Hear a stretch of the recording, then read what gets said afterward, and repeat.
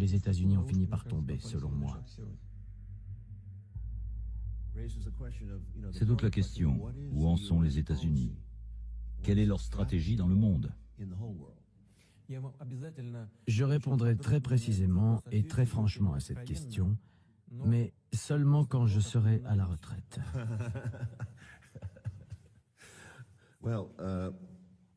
Je peux vous dire ce que j'en pense et vous pourrez réagir. Je sais que beaucoup de gens bien renseignés pensent que la stratégie américaine est de détruire l'économie russe pour la faire régresser à son niveau des années 90. Les États-Unis veulent changer le leadership russe pour faire de ce pays un allié. En gros, ils veulent dominer la Russie comme par le passé.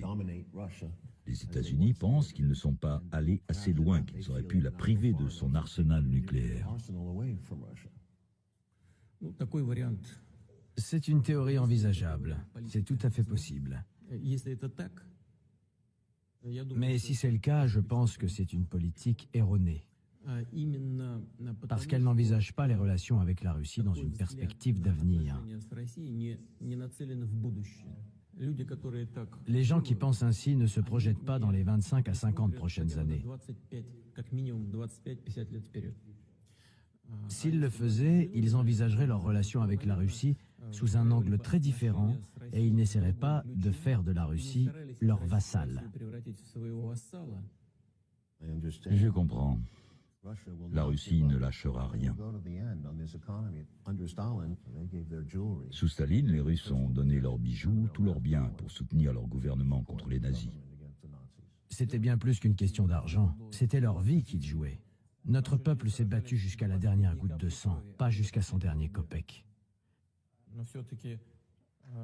La chose la plus importante en Russie, c'est son peuple, sa conscience collective, sa façon d'être. Et ce peuple ne peut pas exister sans la souveraineté de son État.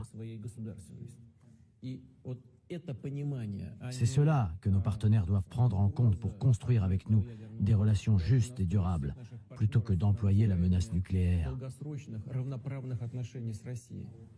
Ainsi, nous n'aurions plus à dépenser autant pour la défense. Jugez par vous-même, l'an dernier, en équivalent dollar, nous avons dépensé 40 milliards pour la défense. Et les États-Unis, plus de 460 milliards. Plus de 10 fois plus.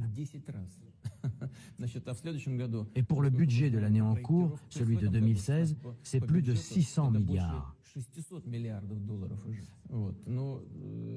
C'est totalement démesuré. Ça représente plus que les budgets de défense de tous les pays du monde réunis.